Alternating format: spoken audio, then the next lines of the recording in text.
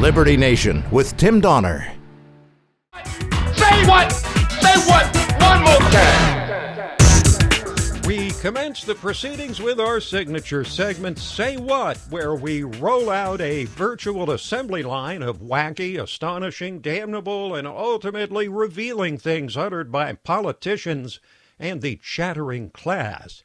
Democrats had one final chance to hit the debate stage before the first votes are cast in Iowa on February 2nd, but it seems none of the candidates took advantage of the opportunity to separate him or herself from the rest of the crowded pack in a race that has one guy running at the top of national polls and other candidates leading in some of the earliest contests.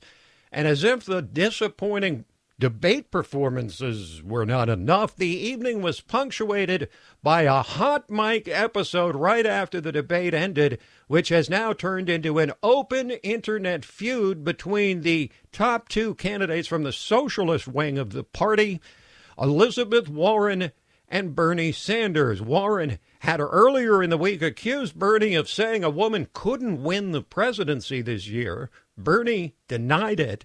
And when he went to shake Warren's hand after the debate, she pulled back her hand, and then this. I think you called me a liar on national TV. What? I think you called me a liar on national TV. Let's not do it right now. You want to have that discussion, we'll have that Anytime. discussion. You called me. You told me. All right, let's not do it now. I don't want to get in the middle of it. I just want to say hi, Bernie. Yeah, good. Let's treat this Okay. That was the hapless Tom Steyer sticking his nose in at the end before being summarily dismissed by Bernie. So, in a debate where these presidential candidates were supposed to make their final pitch to voters in Iowa, the only headline coming out of it was war between two socialists, in a week where Trump scored more victories with the first phase of his China trade deal and the U.S.-Mexico-Canada trade agreement. Add to that Nancy Pelosi celebrating an impeachment nobody cares about by handing out impeachment pens from a silver tray after the articles of impeachment were signed and sent to the Senate for a trial she has no chance of winning. So to say it was a disastrous week for Democrats would be the understatement of the young decade. And this is not just me saying this. The chorus of disappointment and even despair from the left after Tuesday's debate was unmistakable all over the airwaves. Start with Van Jones, self-professed communist, but also a keen and honest political observer on CNN. I'm thinking people I think about every day, places like Oakland and Philadelphia, whatever. Can any of those people get excited about what I saw tonight? And I don't see it. And I have to be honest about it. I don't see it. Tonight, for me, was dispiriting. The Democrats going to have to do better than what we saw tonight. There was nothing I saw tonight that would be able to take Donald Trump out.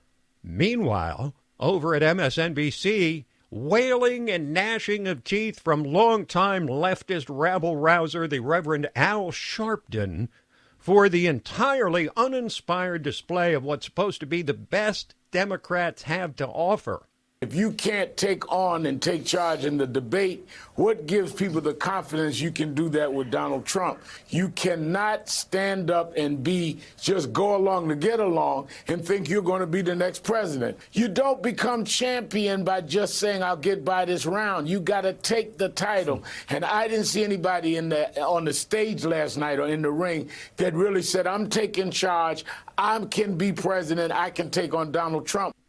Now, Van Jones and Al Sharpton are avowed leftists, but the other concentration of Trump hatred is among the so-called never-Trumpers, Republicans and conservatives who've made their bed with the left because even though Trump has done the things they've claimed to support for their entire lives, they just don't like his personality.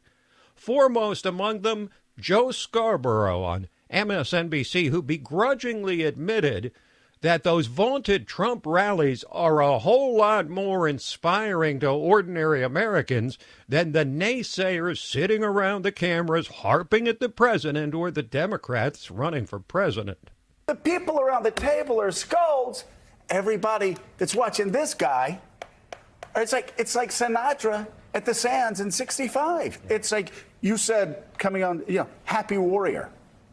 He's having a blast That's out what there. they're seeing. Democrats have to understand that, and they have to figure out how to meet him on the battlefield, political battlefield, and take him on. I saw no evidence last night that anybody up there knew how to do that. Now, last week, we played you the comments of Michael Moore, far-left filmmaker and keen observer, who called Trump's win in 2016 early on. And you'll recall his remarks on how Trump is even stronger this time around. Well, this week, Moore lamented the other side of the equation, the weakness of Democrats and the feud between Bernie and Liz Warren, which will have drastic repercussions. The night that happened, my first thought was they will mark this day, January 13th, as the day Donald Trump was reelected. Because once again, the Democrats, the liberals, the left, couldn't get it together, couldn't figure out, instead of so happy to get right in there and fight each other like this. And I'm like, when are we ever going to learn? This is on us. This is not on the Russians. It's not on the Republicans. It's on the Democratic Party for not getting its act together and not using its head. And there you have it, from the left, about the left. Open panic about their chances of taking down Donald Trump in a party that has clearly lost its way. But what if Bernie Sanders can somehow prevail, win the nomination, and beat Trump? Well, socialist influence would overtake the country more than ever, but what would that mean? Well, if you want to be scared, really scared, listen to a Bernie Sanders field organizer in Iowa, Kyle Jurek, caught on camera by undercover filmmaker James O'Keefe, and I'll warn you, some of it is truly shocking. The only thing that works, and the only thing that fascists understand is violence. So the only way that you can confront them is with violence. So if Trump gets reelected, what? And cities burn. We're gonna make 1978 look like a f***ing Girl Scout f***ing cookout. What does that mean? Remember what happened when McGovern got f***ed in Chicago in 1978? Riots. People getting beaten by the cops. The cops are gonna be the ones that are getting f***ing beaten in Milwaukee. So many people have suicided themselves that have been related to the Clintons in some way or another. It's fucking insane. Kill the Clintons? Baby, revolution. Kill the Clintons? Revolution is on. Let me tell you something about this revolution. No, we don't gotta kill the Clintons. We'll make them kill themselves. How's that? Reign of terror. Go walk into that MSNBC studios, drag those fuckers up by their hair and light them on fire in the streets. That is the dark underbelly of the socialists who want to take over the country. And again, that was no rank-and-file Bernie supporter. It was a campaign field organizer for the Sanders campaign in Iowa.